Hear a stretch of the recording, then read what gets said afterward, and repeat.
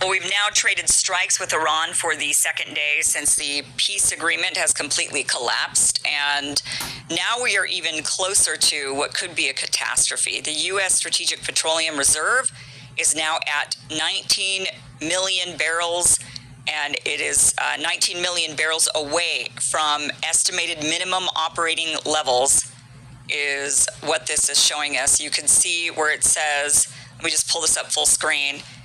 This chart, by the way, goes all the way back to 1989 is the first year on the chart. Let me just go ahead and remove this lower third for you so you can take a look at it. And it goes all the way up into where we are today. And we are here is the yellow arrow. We are really close to that red line. So the strategic petroleum reserves are almost to the point where we don't have any reserves. So what exactly does this mean? Well, does it mean we're not going to have any more oil? No, we produce quite a bit of oil as a country. But what it does mean is we will see inflation when, Donald Trump actually said, he even said that we were, I believe, 2 weeks away. Let me actually look at the calendar. It was June 17th. That Donald Trump said we were 4 weeks away from running out of oil. And 4 weeks would be next week, the 15th. And we're on the 9th today. So by next Wednesday, apparently the strategic reserves will hit that red line by next Wednesday. And that means that prices are going to go up. When people, the market, we still have oil. It's not like we've run out of oil, but markets are very reactionary. So when they know that the government can't whisk in and release more oil barrels in order to boost the economy back up, they start pricing things like, oh no, we're at that point. We don't have any reserves left. We have no money in the bank, basically. So we're living paycheck to paycheck. And if a crisis hits, we have enough oil to keep ourselves functioning on a day-to-day, but if a crisis hits, just very much like living paycheck to paycheck, crisis hits, you're screwed. And one thing that is a crisis is keeping the Strait of Hormuz closed.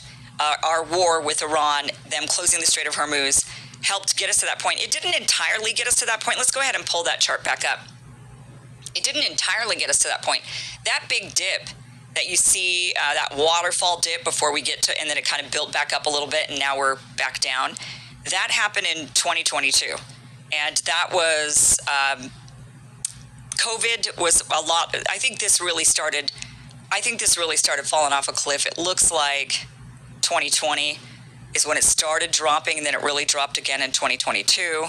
So from 2020 on is when we see that dip. So we had COVID. We also had the Russia-Ukraine war, and that caused a massive dip. Then we started seeing things climb back up, starting in, looks like late 2022, early 2023. And here we are today at a point where we're closer to the red line than we've ever been. So anything for Israel, essentially, is what this boils down to. We should not be in this war with Iran. We should be packing our bags and going home. We should say, all right, Trump has announced 1 million times, we've obliterated their ability to create a nuke. We have obliterated their military. Okay, good, job done, go home. And then we can have the Strait of Hormuz open back up, and we can not get so close to the red line, because once we get over that red line, we are going to see an increase in gas prices, which of course is going to mean an increase in food prices. It means some people are going to be laid off because companies can't afford all the extra gas for the transportation. We're going to see an increase in airline airfare. Everything's going to go up because we're out of reserves. We don't have any money in the bank. So what are we doing? That's the big question. It seems like we're doing anything and everything for Israel. And to make this point, I want to play for you this clip. So Donald Trump said, you might have remembered this just from the other day, that they're wanting to remove Syria from the state sponsor list. Now, Syria, the guy that's in charge of Syria was Al-Qaeda and ISIS. He literally killed Americans. And we've now handed a country over to him because Israel likes him, because he's working alongside the Israelis, is doing whatever the Israelis want. They like him. They didn't like Assad, who was against them. So they would rather have an Al-Qaeda ISIS leader that's in charge of Syria than to have, an actual democratic leader, somebody who's supposedly with our Western values. They didn't put that person in. But this isn't the important point. I just want to share with you this as a refresher. Here's Trump talking about removing Syria, the Al-Qaeda ISIS guy who killed Americans, removing them from the state terror list. Are you going to remove Syria from the state sponsor of terrorism list? I think I will, yeah. I think I will. Why wouldn't I? He's done a great job. Maybe he would have brought that up in a little while. But that's a good question, yeah. Any problems with that? I think we should. Yeah, I will. Okay. Now, not only is he talking about removing them from the state sponsor of terror list, but while sitting next to him at this meeting, Donald Trump actually talks about how great he's been for Israel. Because remember, this guy's only in power of Syria. The guy who killed Americans is only in power in Syria because Israel wanted him there. So Trump now goes off and talks about Israel. And in his conversation, he mentions the Golan Heights. Now, pay attention to what he says about the Golan Heights. And remember that the Golan Heights are actually a part of Syria. It's land that the Israelis grabbed from Syria as Trump is sitting next to the so-called president of Syria. This is what he has to say about Israel and their land grab of his territory. No president's done as much for Israel as I have. Nobody even close. If you look at, just look at all the things with Jerusalem, all the different things that we've done. The Golan Heights, I did things. Nobody has ever done anything for Israel like me. And we made tremendous progress. And we've made a lot of progress with Iran, too. Wiped out their military, but they should have been done 47 years ago. If I could, do you think that Prime Minister Netanyahu should be re-elected as the So there he is saying he's been the greatest president for Israel. We know you're a terrible president for the United States of America, but you've been wonderful for Israel. He's sitting next to the president of Syria saying, look, I gave Israel the Golan Heights, that guy's territory, sitting next to him. Now that's important because what we're seeing with these oil reserves is very similar. He's willing to basically sell us out to give anything to the Israelis. The Israelis want a war with Iran. They're getting the war with Iran. Who cares about the American people? Who cares about our oil reserves? Who cares about gas prices? Who cares about the cost of living? To hell with you. Because what he cares about is he's been the greatest president for Israel. And he's willing to give away that guy's land for his country. He's willing to give that guy's country away. And he's been willing to give our country away as well. And getting this low in the oil reserves without actually making a deal with Iran by not controlling Israel. All Iran wanted in the deal was the first point of the memorandum of understanding was control your dog. That's supposed to be on a leash. Although now I'm pretty sure we're the dog. We're the ass is what we are. We're an ass. We just do whatever Israel wants. And so Donald Trump sits there and says he's the greatest president for Israel, gives this guy's land away and gives the United States away as well. And then he says, oh, Iran wants to make a deal, but I don't know if I want to make a deal with them. As we're nearing we're nearing the end of our U.S. petrol reserves.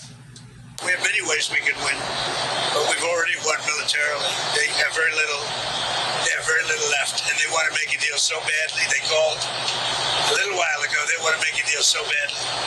I just don't know if they're worthy of making the deal. I don't know that they're going to honor the deal. That's the problem. If they want to make a deal, why do you think they attacked commercial vessels? Because they're sort of crazy, to be honest with you. They're sort of crazy. Okay. They're a little bit out of control, but they want to make it right. Badly. Right. So every time we've heard an Iranian leader speak, they sound quite measured, in control. They sound totally normal. They don't sound hysterical at all. But yet they're the crazy ones. And the reporter asked a good question. Well, if they're so desperate to make a deal, why did they attack the ships? And Trump has no answer for that. And he just says, oh, they're crazy. But you know who's going to be begging for a deal here soon? The United States of America when we hit rock bottom on those oil reserves. That's who's going, and then after those oil reserves, when the prices of everything go up, because we don't have any more reserves, and anything like a hurricane, any sort of tragic natural event, this would be a great opportunity for other countries around the world to say, you know what, now that the U.S. is out of oil reserves, I guess we're going to make our move, because they don't have any buffer against the ramifications of what's going to happen when we start waging war against them. So a lot of things happen when you hit these oil reserves. These are not when you run out of reserves. We won't run out of oil. We still have oil. We produce quite a bit of oil, but it puts us in a position where any catastrophe, any unforeseen event, and we're screwed. And the market knows it, and so they're going to start pricing accordingly. And here's Donald Trump saying, oh, it's them who want to make a deal. Well, pretty soon it's going to be us. We're going to be begging for mercy here pretty soon. The question is, how much pain is Donald Trump willing to allow the American people to have to be subject to before he finally tells the Israelis, forget it, we're not fighting your war anymore. We're not doing this anymore. We're doing what's best for our country. You do what's best for you and your country. No one's going to blame you for that. But you do you. We're gonna do what's best for our country. At what point will Donald Trump actually stand up and grow a spine against the Israelis and say, we are the United States of America. We are going to do what's best for the American people. And what's best for the American people is not allowing our oil reserves to run to rock bottom. And instead it's, we're going to pack up our bags and we're going to go home. And we're no longer going to be threatening or dealing with the Iranians. We're just going to go home and we're going to enjoy our low inflation, low gas prices, and staying out of wars. That would be the ideal scenario, but we'll see how long it takes before he cries uncle. Thank you for watching this clip from the full Kim Iversen